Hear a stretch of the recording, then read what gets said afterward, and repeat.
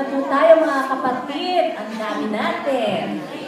Amen. Thank you, Lord. Nandito na po kami.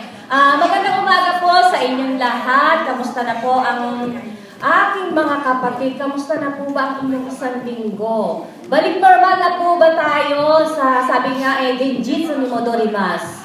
Yan, tapos na po yung ating mga holiday, yung ating bakasyon, yung ating gala to the max, ang ating pasyalan. At kahit saan naman po talaga tayo magpuntang bahay, umaapaw ang pagkain. Di ba po ba?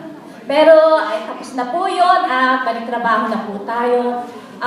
But, i-appreciate po natin yun. Magpasalamat po tayo sa ating Lord dahil naranasan natin yung mga ganon na nandun naman talaga yung joy, yung saya natin, di po ba?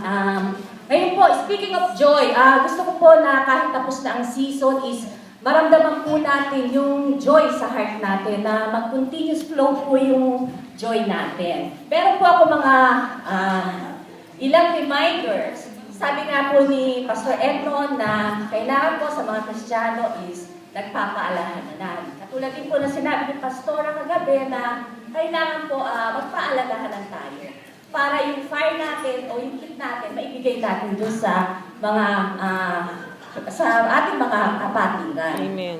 Amen.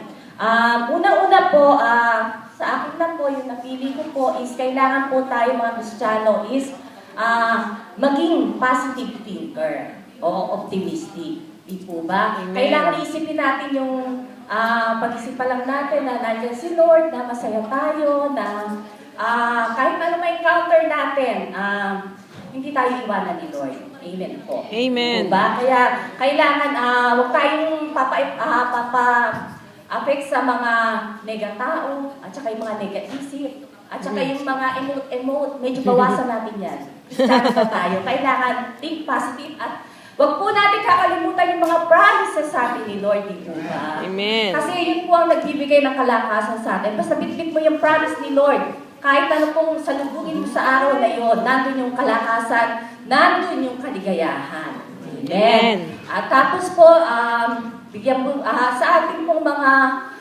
sa ating pamilya, stay close to your family, at saka po sa inyo, sa mga kaibigan ninyo, na magbigay po tayo ng quality time sa ating anak, sa asawa natin, na kahit po mga small talks lang po, ipa-feel po natin sa kanila yung ating care at saka love. Importante po yan. I-practice po natin may nichi yan sa bahay natin para po mag-overflow yung joy sa bahay pa lang po natin. Amen po. Amen. At syempre po, kailangan din po na lakas ng loob. Alam po natin na pag malakas ang loob natin, nandun na po yung opportunity natin mag-grow. Kaya po, ito po, ini-encourage ko kayo na bawasan na po natin yung ating mga medyo hiya-hiya dyan. Tanggal-tagal yung 2030 na, medyo kapala natin mukha natin. Amen. Kaya po, ini-encourage ko po kayo na sumali na po kayo, mag-join na po kayo sa mga ministry natin. Mag-serve na po tayo kay Lord na ngayong 2013, medyo baguhin na po natin na ibigay na po natin yung yes natin kay Lord na pagsaserve natin sa Kanya. Amen. At saka po, syempre po, kailangan din po natin ng smile. Yan, isa po yan sa nagbibigay ng kaligayahan sa atin. Hindi lang po yung pag nandiyan yung camera mag-smile tayo. Kailangan po, naniniwala po ba kayo na smile is contagious, nakakahawa siya, parang virus? Amen. Po ba? Amen. Naniniwala kayo doon?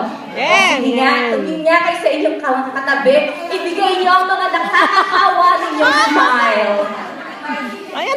Kung sino makaraming hawa ng smile dyan, yun po. Alam niyo po ba, ang smile daw is nakakabata. Naniniwala po ba kayang smile nakakabata? Amen.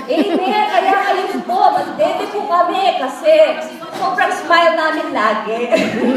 At saka po, ang smile daw po is, nakakapag-elevate daw po ito ng mood ng tao. Yan. Kaya lagi po natin kakalimutan ngumiti tayo kasi para makita naman ang pagkakristyano natin na masaya talaga ang nakangiti. Di po ba? Amen. Amen. At ang huli po ay kailangan po natin syempre ang pag-pray natin at saka Jesus first. po ba? Alam po naman po na nagpe-pray tayo, pag-isip po na po natin sa umaga na ibigay na po natin yung ating ichinichi kay Lord. Di po ba? Kasi po, alam naman po natin na kung bakit tayo masaya, kasi meron tayong Lord. Di po ba? Yun po ang sikreto ng talagang tunay na joy na kailangan ma-feel po ninyo na nandun si Lord sa inyong heart. Amen po ba? Amen. Masaya po ba mga Kristiyano? Amen. Amen. Praise God. Purihin ng Panginoon. At ngayon po ay mag-uumpisa na po tayo. Tumayo na po tayo at ipakita natin kay Lord na masaya tayo.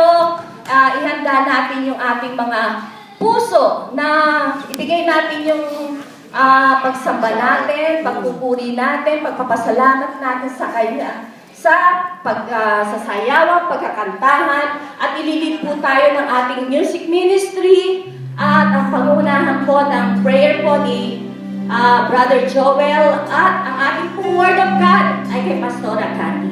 Purihin ang Diyos.